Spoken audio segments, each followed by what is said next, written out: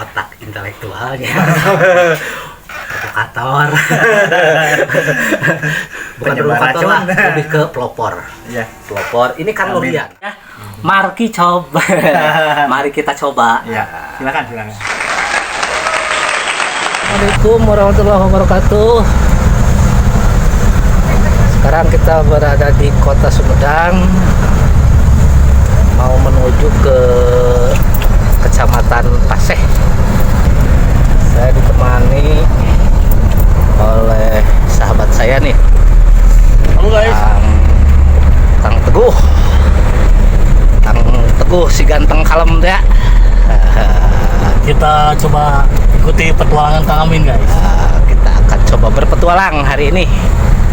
Petualangan seperti apakah yang akan kita lalui?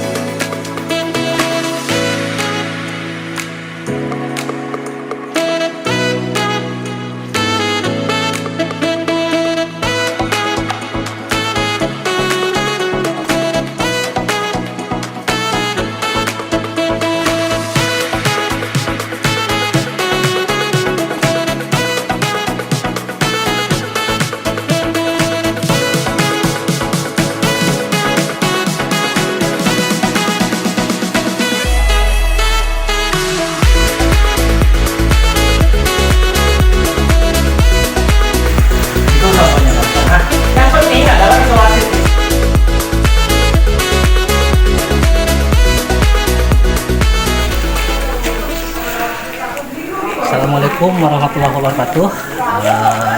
Sahabat-sahabat, kita sekarang siang ini berada di Dusun Legok, Kecamatan Paseh, Kabupaten Sumedang, dan kita hari ini berada di tempat pusat pelatihan Teuweul Kabupaten Sumedang ya, di Semadu.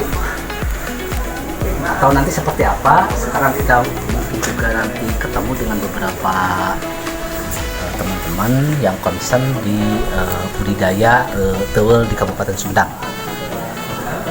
Seperti itu petualangan hari ini.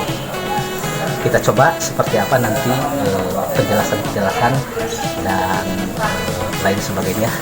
Kita coba nanti mencoba mengeksplor dengan orang-orang yang ahli di bidangnya.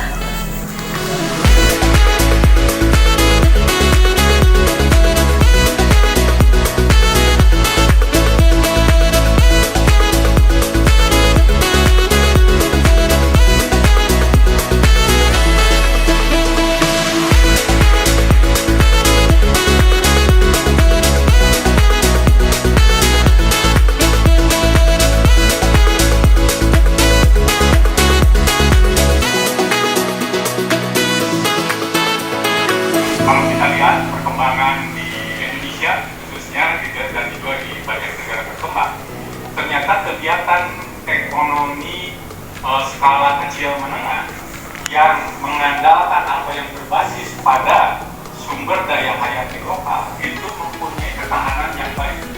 Skala usaha ekonomi menengah kecil.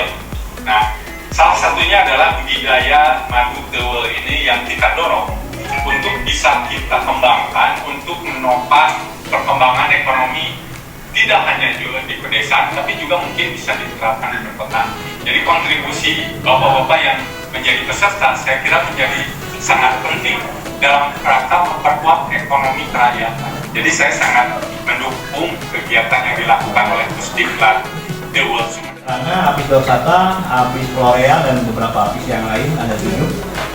Nah, kemudian lebah tambar sangat. Nah ini lebah tambar sangat ini di dunia ada 500 jenis menurut para ahli, dan Indonesia memiliki 46 jenis. Yang terbesar adalah di neotropik. Neotropik itu Amerika Tengah ya, Brazil, Meksiko segala macam. yang pokoknya daerah-daerah Amerika Latin. Nah itu 300-an di sana. Nah kita berkembangnya kira saya Kayu nama Pak. Kayu telangkung lah albasnya. bebas gitu. Anu ringan gitulah. Ya, ya. Anu ringan lah. Yang beli jati naon gitu. Jati mangga biasa. Nah, dulu saya tangkal putih bubur bau kan. Oh, bau Pilih bau jengkol. bau. Bau.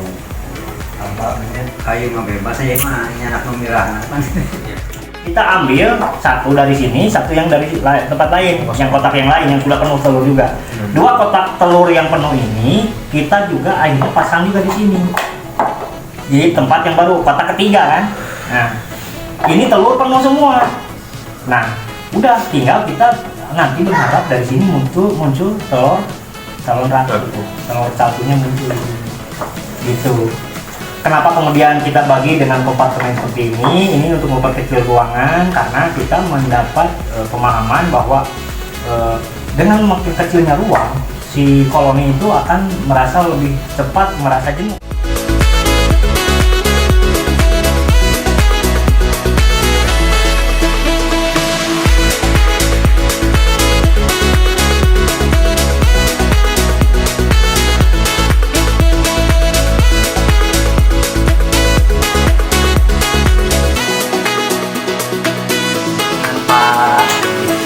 Ya, kebetulan ini peserta dan alumni ya mungkinnya alumni dari pelatihan yang dilaksanakan oleh Puskesmas ini. Pak, kira-kira kesannya seperti apa setelah itu pelatihan? Ini pelatihan ini kan sangat bagus dari menurut pendapat saya, karena memang ini bisa meningkatkan ekonomi kerakyatan ya, karena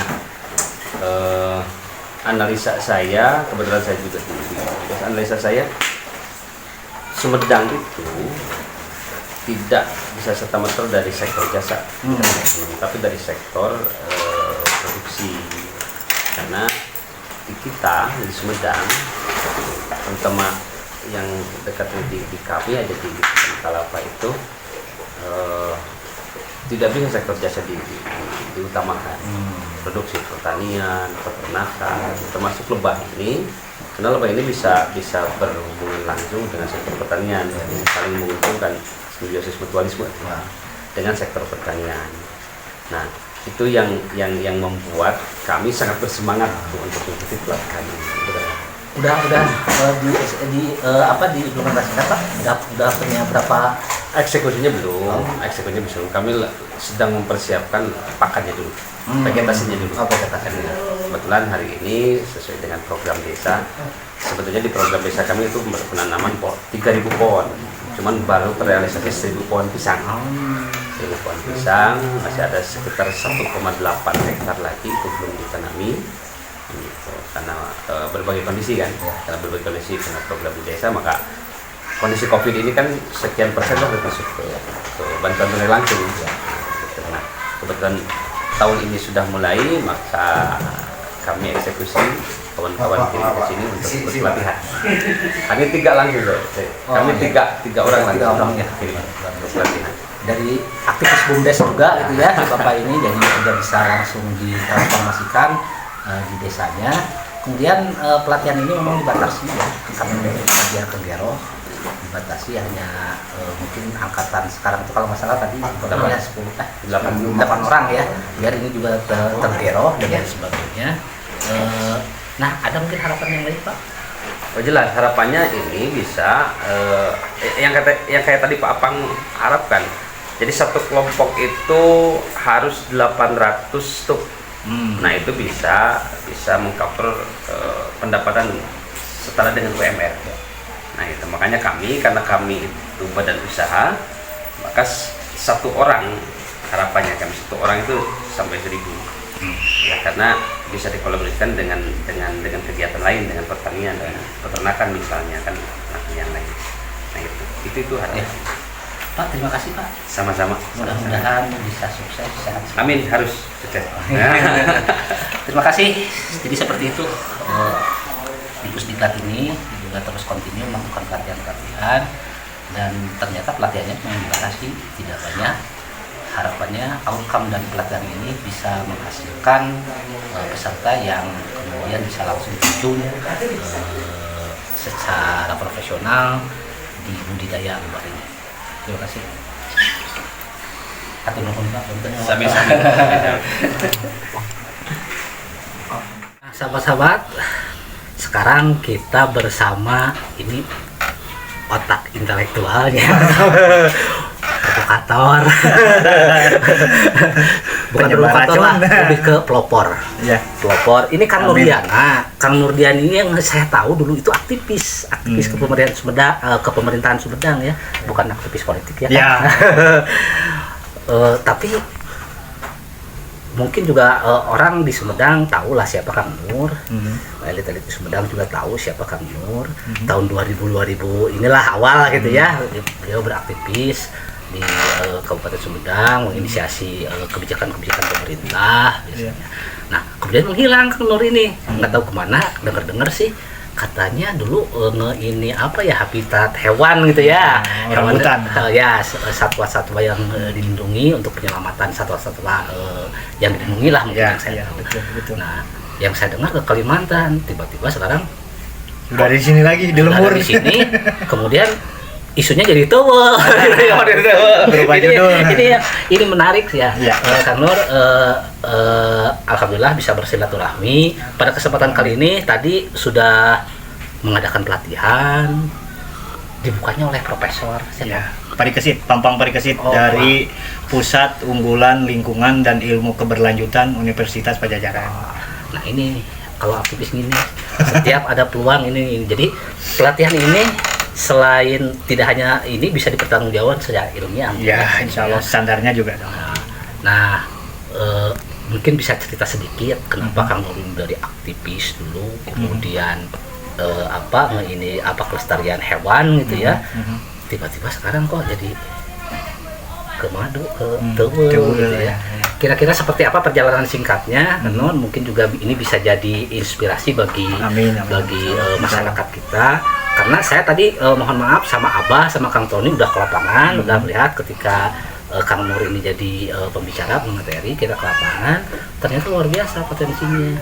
Jadi madunya aman, tidak menyengat, mudah, kemudian ada berbagai fungsi dan lain sebagainya, sehingga ke depan mungkin juga ini bisa jadi satu potensi dari sisi ekonomi juga. Mungkin ada sekaligus ya. Ada Kang.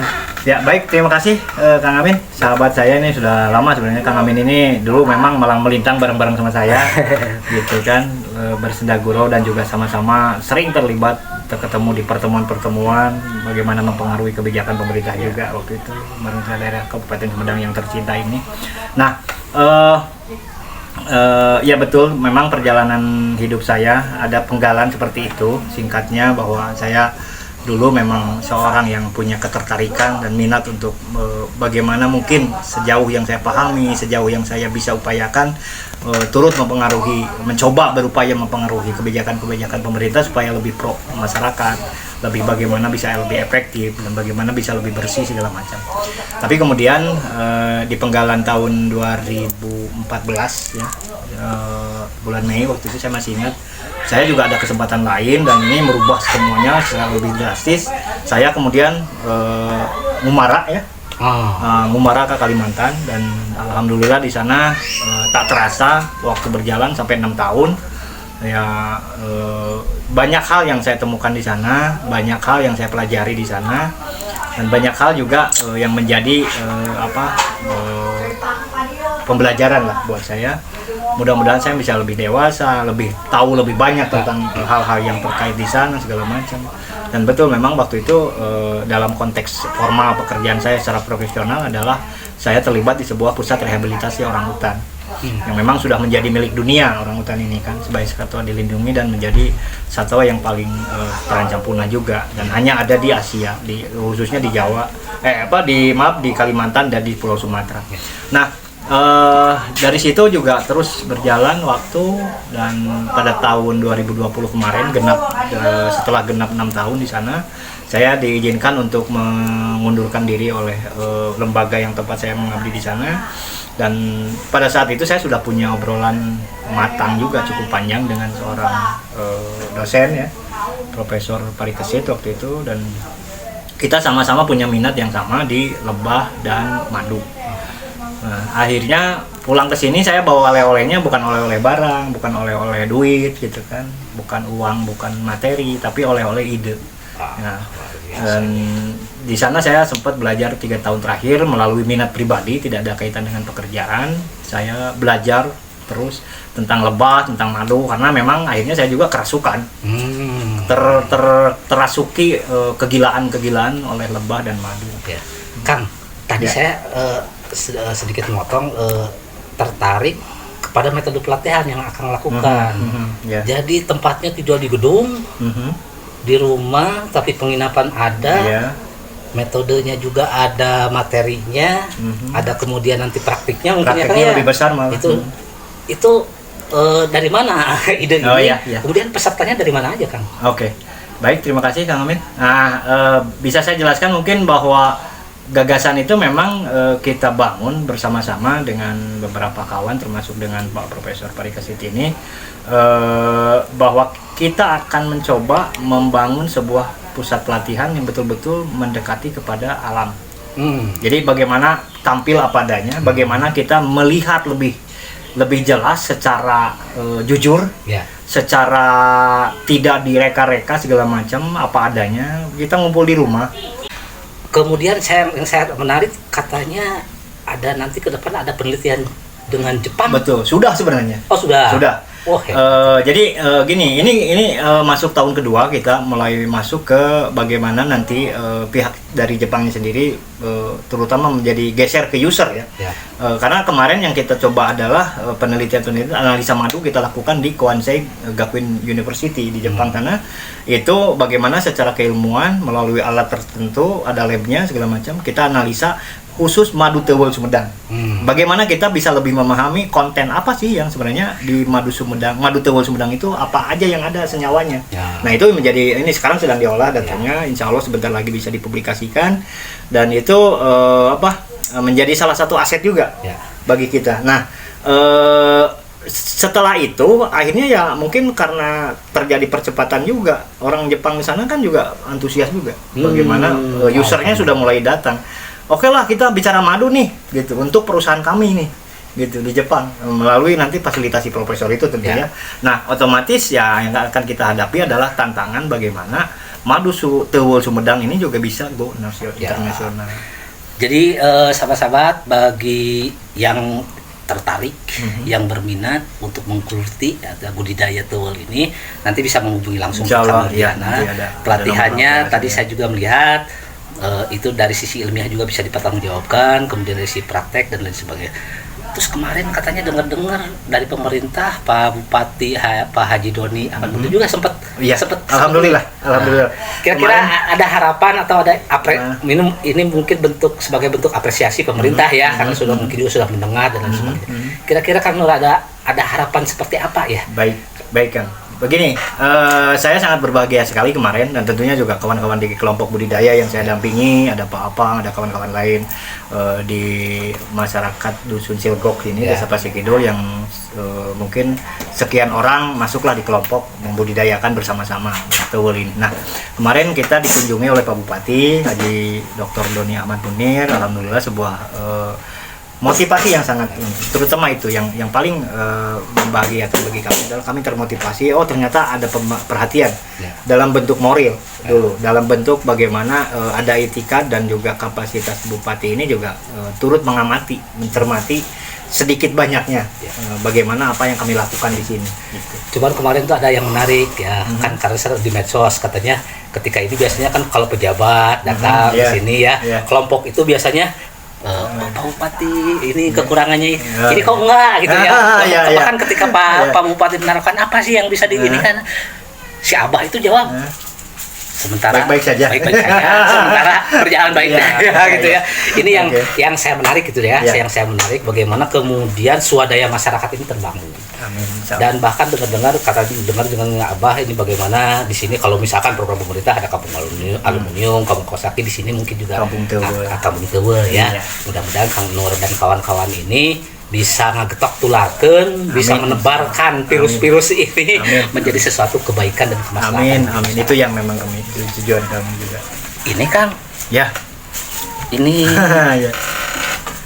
salah satunya ya nanti Produk. juga kita lihat produk hasilnya, Itu hasil sekarang madu sedang Tewe proses ini. packing ya. Kang, ini hasilnya naon wae Kang? Itu Kang. Banyak sesuai dengan Quran surat An-Nahl ayat 6869, terutama di ayat 69 bahwa ini adalah madu itu dari perut lebah itu keluar minuman yang beraneka warna yang kemudian juga menjadi penawar. Ini kata kuncinya di Quran disebutkan sebagai penawar untuk semua penyakit. Gitu kan. Jadi jelas madu ini manfaatnya baik dari mulai Al-Qur'annya pun sendiri ya, kitab suci orang Islam itu juga sudah menyatakan secara eksplisit bahwa ini obat. Jadi manfaat terutama yang paling besar dari madu adalah obat. Dan ternyata sudah terbukti. Saya kan juga penjual madu. Saya sebarkan madu ke masyarakat, ke konsumen-konsumen saya, pelanggan-pelanggan saya, dan mereka balik memberikan informasi ke saya apa yang mereka peroleh dari madu itu. Ada yang kemudian terbantu masalah pencernaan, yang terbantu masalah pernapasan, tenggorokan, banyak hal yang dilaporkan. Alhamdulillah itu positif dan makin memperkuat, membuktikan bahwa Quran itu benar. Bagi saya itu keyakinan yang tambah. Yang pertama keyakinan terhadap ayat Al-Quran itu juga dari jualan madu, dari ngurusin madu segala macam. Jadi jelas ini luar biasa ini Ya, landasannya. insya Allah. Kang boleh dicoba Kang? Boleh silakan. Nah, kita coba ya. Mari coba. Mari kita coba. Ya, silakan.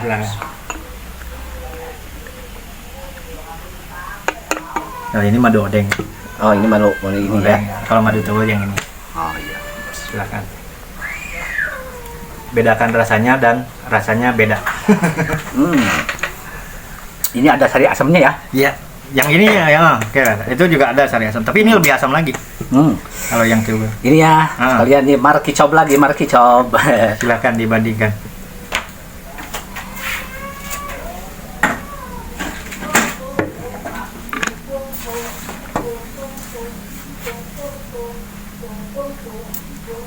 Lain Ya. Beda. khasiatnya bagus yang mana? Kalau madu sebenarnya unik, sangat tergantung dengan nektar. Nektar tergantung dengan lokasi dan waktu musim bunga. Jadi nanti jangan salah bahwa madu itu sebenarnya beragam, sangat bervariasi sekali. Di Amerika saja, notabene yang miskin jenis tumbuhan, ada sekitar 320 varietas madu. Varian madu banyak di sana. Apalagi di kita yang kaya dengan jenis-jenis tumbuhan kan. Mungkin ribuan. Ada ibu tuh Kang lagi apa tuh? Oh ya, kebetulan ini istri saya lagi packing madu ya. Beginilah Kita lihat nih, profil kita lihat penjual madu nih. begini. Silakan. Ini contoh keluarga yang luar biasa ya. Semua Saling terjun mendukung ke nih. madu. Bu, sini Bu. Nah ini sahabat-sahabat, mungkin ini hasil ya, salah satu hasil dari budidaya lebah madu ini. Ada beberapa jenis. Kang, kalau yang ini apa Kang namanya Kang? Nah, itu ampas perasan madunya, karena kan madunya diperas dari gentong madu. Nah, ini yang untuk bahan propolis. Jadi, ini. Jadi kalau kita sering dengar propolis, nah bahannya dari situ. Iya. Terus kalau yang ini ya? Ya. Kita lihat. Oh, ini dia nih. Kita dapat dari peternak lain karena kita juga masih kekurangan barang, jadi kita beli dari rekan pembudidaya yang lain. Kita dikirimi dalam kantong plastik yang tentunya ya higienis kita. Oh, jadi kalau di sini nggak ada kan bisa ngambil Iya, produk yang kita lain. gitu. Jadi sebar manfaat juga sih. Ada Tapi kekurangan barang gitu. Dari sisi ekonomi ini permintaan terus. Itulah kan, kita kekurangan barang terus. Jadi sebenarnya jualan madu nggak sulit, insya Allah. Karena apa? Pasarnya sangat kuat.